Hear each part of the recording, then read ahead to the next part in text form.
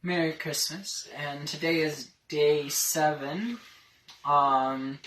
Today I'm going to be playing a newer carol that was created by a friend of mine named Dave Foster.